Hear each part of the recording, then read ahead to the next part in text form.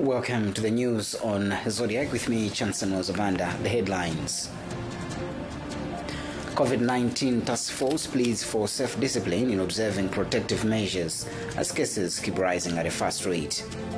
Court rejects SCB's request to commit to the High Court a case on land sale involving former cabinet ministers. ADMAC bails RHL Group from financial challenges with a 6 billion kwacha loan.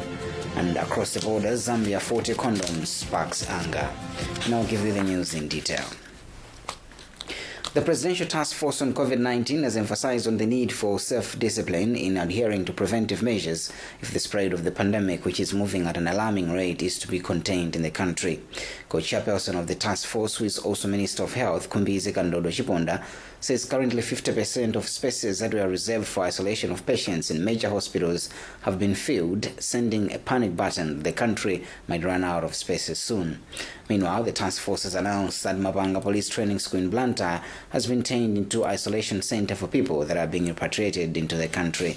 Andrew Viano has filed this report. As Malawi continue to register high cases of COVID-19, Presidential Task Force on COVID-19 has expressed worry with the rate at which the virus is spreading, saying this might outstrip the hospital's capacity to service Malawians. Speaking at a media briefing in Lilongwe, the task force's co-chairperson, who is also Health Minister Kumbize Kandodo Chiponda, says it is worrying that local transmissions are higher, a sign that if measures are not followed, many might contact the virus. Chiponda further said the ministry is working with other relevant ministries to tighten the grip on the rules that were gazetted last year. She said that Mapanga Police Training School has been set aside as an isolation center for all retainees before they are repatriated to their respective homes. Meanwhile, Principal Secretaries in the Ministry of Homeland Security and Local Government, Kennedy Nkoma and Charles Kalemba, respectively, have stressed that starting from Thursday, they will start enforcing the laws.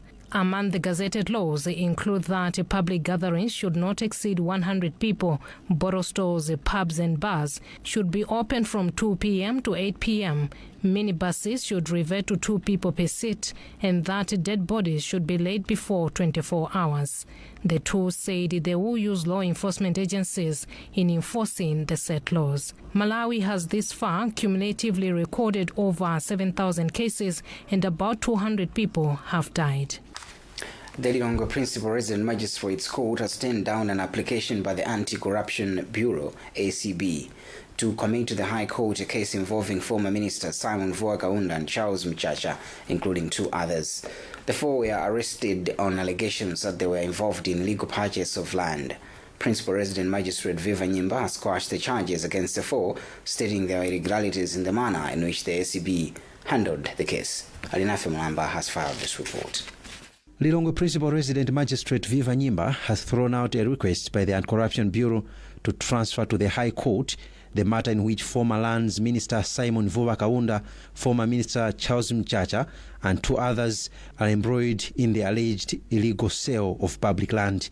Nyimba rejected the application on the premise that there were irregularities in the manner the ACB application for case committal to the High Court was handled. Nyimba, for example, questioned validity of consent for the committal, which was granted by the Director of Public Prosecutions, who is yet to be confirmed in the office.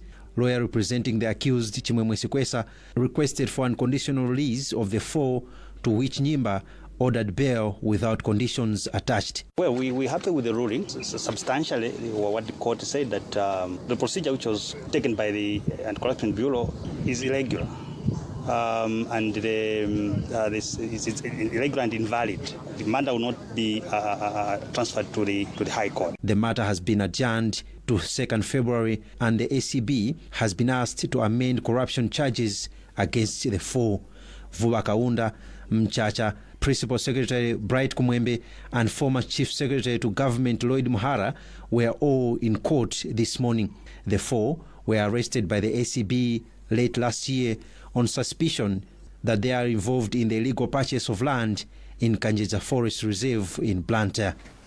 Secretary General of the United Democratic Front UDF Kandi Badambo says unless Malawi changes the way elections are conducted, women will continue being in minority when it comes to competing for parliamentary positions in the country. He was speaking at Salima during a post-mortem of November and December 2020 by-elections, where Malawi Electoral Commission lamented that participation of women was very low. MEC Commissioner Jean Matanga said it remains a big challenge for political parties to consider women when fielding candidates during elections. Joseph Mazis has filed this report. MEC Commissioner Jean Matanga has stressed on the need to address factors that fund the sidelining of women interested in participating in by-elections in Malawi. Matanga said this in Salima during post-mortem of the November and December 2020 by-elections organized by the MEC. In these two sets of by-elections, no lady participated. Of course, it wasn't pleasing to the Malawi Electoral Commission, those who have always encouraged political parties to field ladies in by-elections as well as to field youth, so that it is a participatory activity. The political parties themselves have got a very critical role to make sure that they encourage the women and youth. Meanwhile, United Democratic Front UDF Secretary General Kandi Badambo says unless Malawi changes from the first-past-the-post system of elections, it will be hard for political parties to voluntarily field female candidates. He suggests proportional representation system as the best way of addressing the matter. As long as we have the first-past-the-post system of elections, it is going to be very difficult to make sure that marginalized groups have got a fair take in the electoral process by way of being fielded as candidates. And it is at the point of conducting campaigns for the various candidates that maybe women and other disadvantaged groups have a big disadvantage. If you scan worldwide, you'll see that it is in those countries that they have got a different political system where women are well represented. The meeting has brought together political party representatives and other electoral stakeholders as one way of finding solutions to some challenges encountered in the by-elections. Reporting for Zodiak from Salima, I am Joseph Mazizi. In finance and economics, the Reserve Bank of Malawi has partnered with the country's law enforcement agencies and relevant bodies to enhance coordination on investigations and prosecution of financial crimes.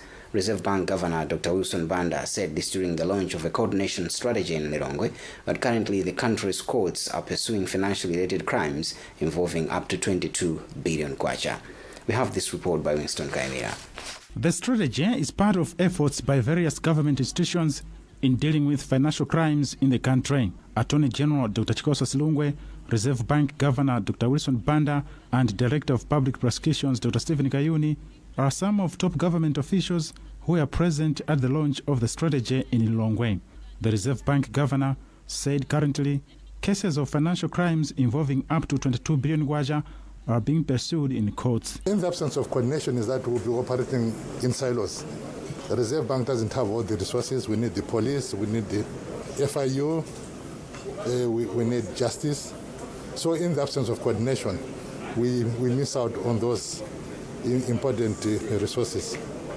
On his part, Attorney General Dr. Chikosa Silungwe said Malawians need to change their mindset on the way such crimes are committed, observing that some behaviors normalize the criminal acts. We should stop applauding clearly dishonest lifestyle. We should stop applauding Nyamata Patau, as I say. We should stop applauding Nyamata Watakataka. Yes, there is legitimate hustle, but by and large in this country, certainly in the last 26 years, there has been clearly criminal behavior that we seem to have been tolerating. Other bodies that are involved in the initiative include the Anti-Corruption Bureau, Ministry of Finance, Malawi Revenue Authority, and the Malawi Communications Regulatory Authority. This is Winston Kaimira. Community members from Traditional Authority Kulunda in Salima have petitioned government through the District Commissioner's Office to swiftly intervene and address the Kulunda chieftain Serangos, which are affecting development in the area. Chairperson of the group, calling themselves Kulunda Wabata, said some people in the area are demeaning the chieftaincy caretaker in the area, a situation that has caused instability, thereby affecting development. We have this report. The protesters walked at least 15 kilometers, singing and shouting to compel authorities to act on their issues regarding the chieftaincy. They have given a 7-day ultimatum for all their issues to be addressed. Rufreche Duman Chilaboyo, who was among the petitioners, parried away suggestions that the protests were against spirit of gender. In her remarks, District Commissioner for Salima, Grace Chilwakanyembili, assured the protesters she would pass the grievances to the Ministry of Local Government.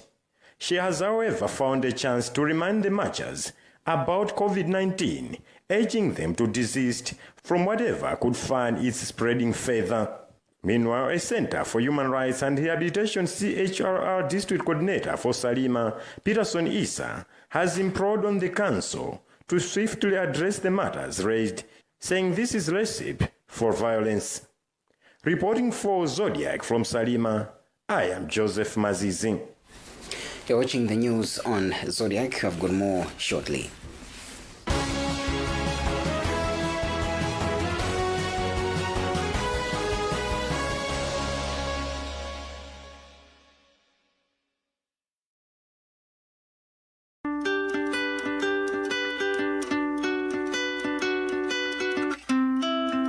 Are you looking for accommodation in Blantyre? Cedar Place offers you luxury service department accommodation, complete with all your modern amenities, with additional travel and culinary service for your convenience. Whether you choose to stay at night or months, Cedar Place has all the comforts of a home, whilst indulging you in the luxury service you can expect from a world-class boutique hotel. Set against the backdrop of Michiru Mountain and only 2 minutes away from Blantyre CBD, Cedar Place is truly a welcome center of serenity. Book your stay today by calling the numbers on the screen. Cedar Place, definitive style, complete comfort. Mantove Girls Academy in Chiboga Sarima. Mantove Girls Academy, a high-achieving girls' school with 100% pass rate. Only 25 per class fixed with whiteboards and projectors. Mantove Girls Academy Chiboga Sarima has high-qualified teachers with untiring zeal to support your child. Extra support for slow learners. Well-established computer lab, science lab, and library. Mantove Girls Academy in Chiboga Sarima, a genuine reflection of students' performance guaranteed to bring confidence in your daughter. Mantove Girls Academy in Chiboga Sarima, engineering success for your daughter. Mantove Girls Academy, the best place for your daughter. Call now.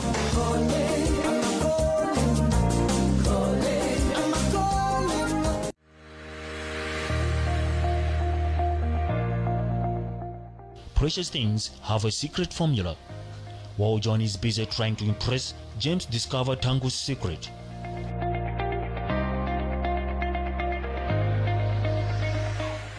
Tangu uses Purity sanitary products from Purity body wash, Purity hands wash, Purity body lotion to Purity dishwash.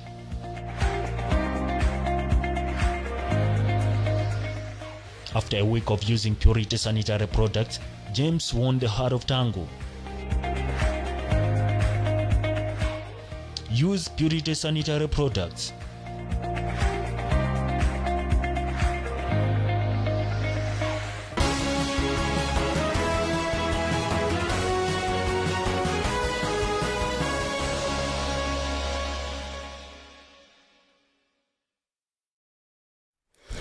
Welcome back. In this edition of the news, you're with me, Chancellor Zabanda. Another look at the headlines.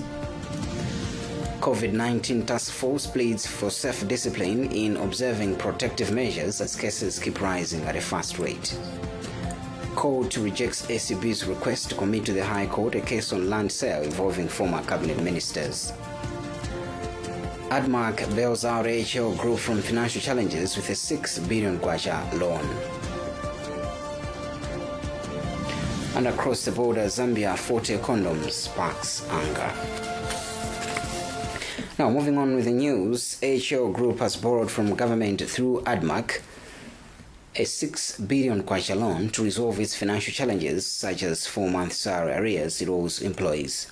AHL Group Public Relations Officer Teresa Ndanga has confirmed the development, adding the company will bounce back from economic hardships it faced during the just-ended year, as its revenue dropped by 43%. ADMAC has 42.6% shares in AHL, and economic expert Dr. Bechani Chereni has hailed the move, adding this is a signal that ADMAC is geared to make more investments. Alinafe Mulamba has filed this report. The AHL Group has been sailing through financial hardships since September last year. The poor showing was partly occasioned by a significant drop in national tobacco volumes and production. With revenues dropping by 43%, AHL Group was in a financial fix that even crippled its ability to pay employees, forcing it out on a hunt for a financial bailout. On Tuesday, AHL finalized the process to acquire a 6 billion kwacha loan from ADMAC to cushion the challenges. AHL Group Public Relations Officer Teresa Ndanga says nonetheless, the company will be on the market during the 2021 tobacco selling season, as the company's operations have not been affected. We will get back to profitability, and therefore borrowing will not be an issue. If we get back the company to its profitability steps, then we would have resolved the challenges that we're encountering right now. But let me assure the nation, tobacco stakeholders to be specific, the 2021 tobacco marketing season will be coming up, and we are quite ready to operate the market. While commending the move, economic expert Dr. Bechani Chereni said this is proof that ADMAC has a financial muscle enough not to affect its constitutional mandate. Treasury said that the financial year needs to change. Maybe this is where we are beginning to see that year to change, because it means that ADMAC has got money, but they cannot use that money now. They have a buffer stock of cash, and they are like, what can we do with this money?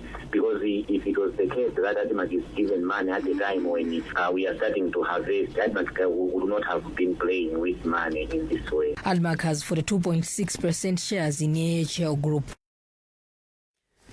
Opposition DPP and UDF say they will quiz the Tonse Alliance administration on failure to implement budget targets when Parliament meets for the 2020-2021 mid-year budget review in February.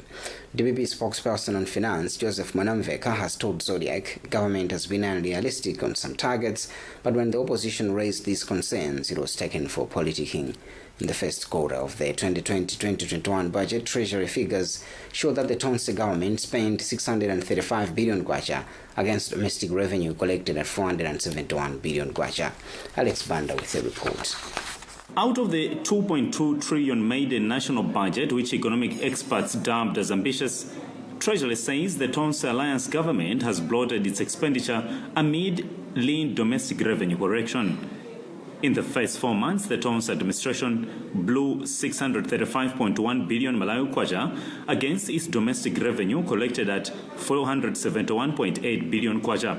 As members of parliament are set to review the budget beginning February 8, economic expert Dumbani Mzale feels that at the current pace, the future looks bleak for Malawi. Government has been faced up with a lot of pressure to generate revenue to finance for this huge deficit, and now that the COVID has taken its toll, there is less that the government is collecting in terms of tax and tax revenue, and this has left government or treasury with no choice but to resort to expensive domestic borrowing. Dr. Bechani Chereni, an economic expert from Polytechnic, is suggesting that Finance Minister Felix Mluso and team should go back to the drawing board.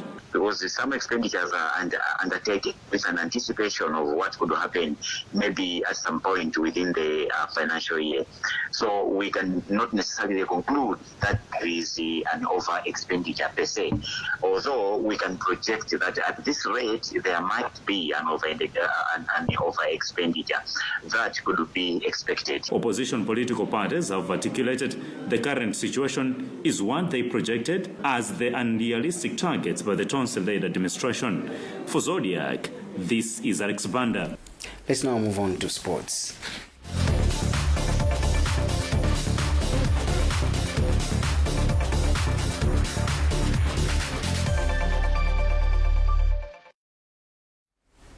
The National Football Coaches Association says it will restrain any of its members from being hired as Mighty Tigers Football Club's new coach following the sacking of Rogers Yassin.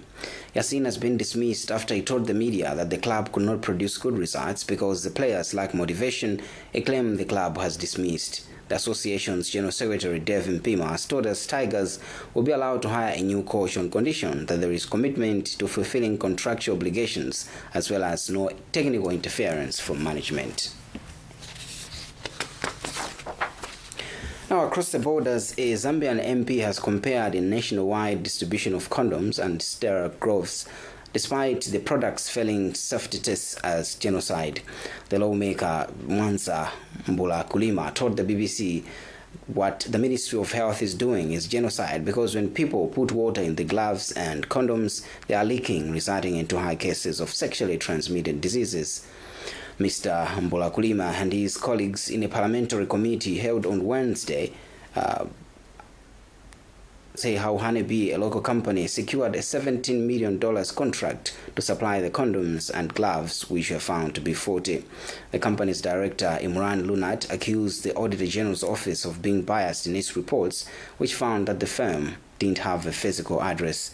The audit also found that the contract was awarded on a Sunday, which is not an official working day. That's about what we had time for in this edition of the news, but before we go, another look at the headlines. COVID-19 task force pleads for self-discipline in observing protective measures as cases keep rising at a fast rate. Court rejects SCB's request to commit to the High Court a case on land sale involving former cabinet ministers. ADMAC bails RA Shell Group from financial challenges with a 6 billion kwacha loan. And across the border, Zambia, 40 condoms sparks anger. Go to zodiacmalawi.com for more news. My name is Chancellor Zabanda. Remember to put on a mask, keep social distance, and frequently wash your hands with soap to help contain the spread of COVID-19. From all of us here, thanks for watching.